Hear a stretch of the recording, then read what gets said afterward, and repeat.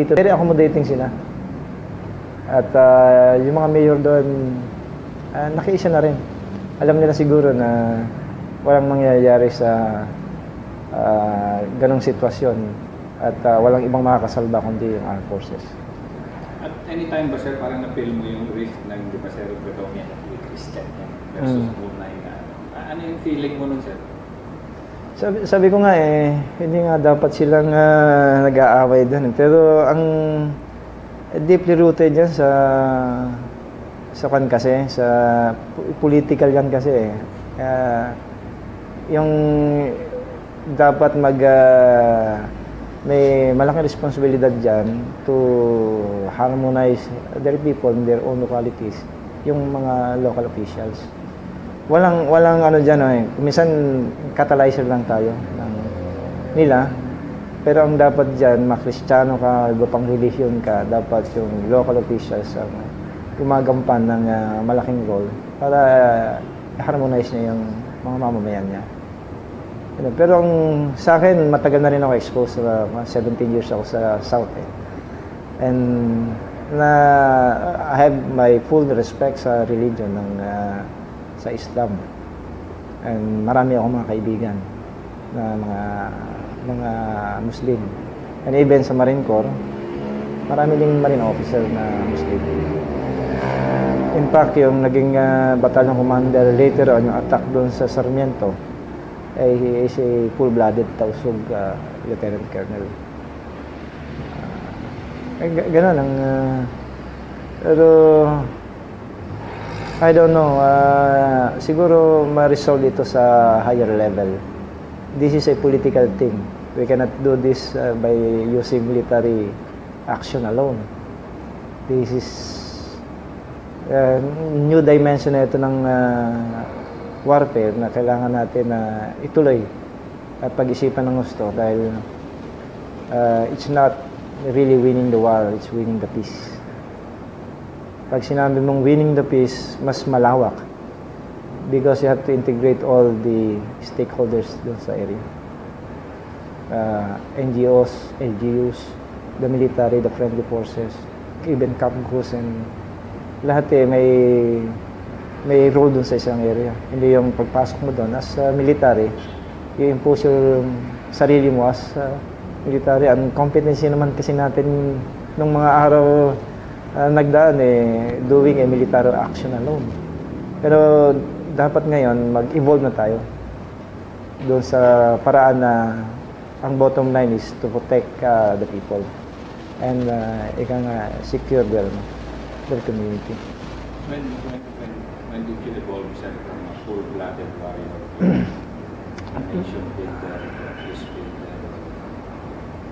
After the 2000, nakita ko paghihirap ng tao yung brought about by massive operations. Kita ko yung mga nag-evacuation. Kasi after that, I was assigned as battalion commander sa Lanao, sa Marawi headquarters ko na. And nakita ko yung effect ng massive operations. Should be, in my own opinion, should be surgical and always intelligence driven ang operation. So that will avoid collateral damage. Ang kon pa rin dyan, bottom line pa rin kasi dyan, it's not yung mag-i-evolve ka dun sa decisive, from decisive combat to post-conflict na where yung personality ng bawat sundalo dapat mag-evolve din, transformation din, no? From a mere rifleman to a peacemaker. Mahirap mag-evolve pag gano'n kasi siyempre sa una kailangan laban talaga and clear the area. Pero after that, yun na yun, how to reconcile everything, to soften the impact ng massive military operation. And again, win the people to your side. Ang bottom line kasi yung tao.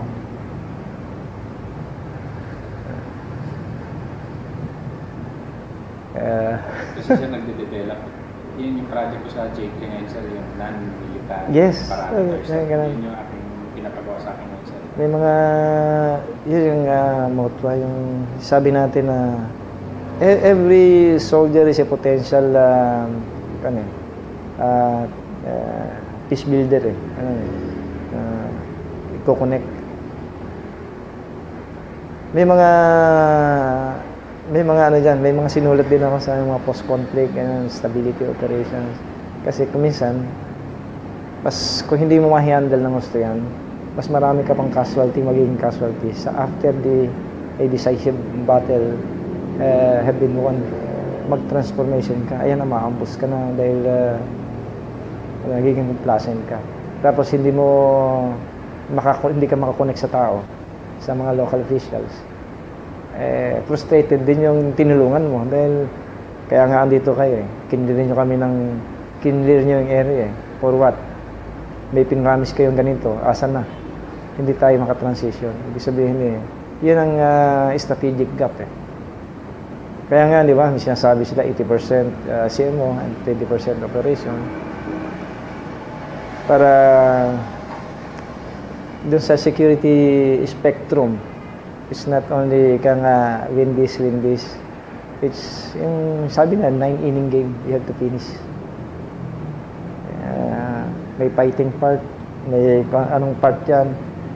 You have to finish yung full cycle para maging effective yung presence ng military doon. Yung naging full cycle kayo sir, di ba? Dahil binalikan niya yung lanaw.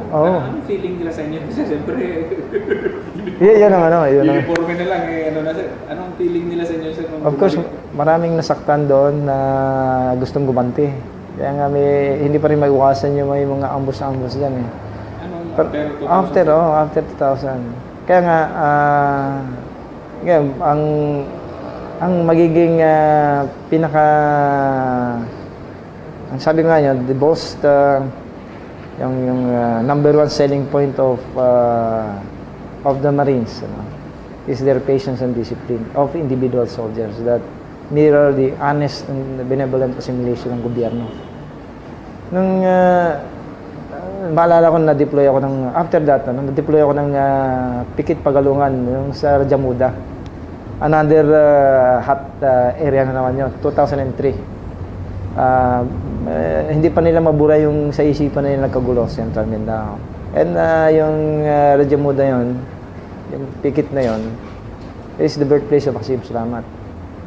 95% ng mga tao doon sa kanila. And sabi ko nga ito, sabi ko sa kanila, sa mga tropa, kailangan disiplina na tayo rito. Huwag nating gagalawin yung ari-arian nila. Yung mosque nila, huwag nating tiran. In fact, after that, nagkaroon kasi ng massive evacuation ng tao.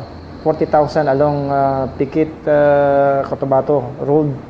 Ang naging tent city yon ng mga evacuees. And they are dying.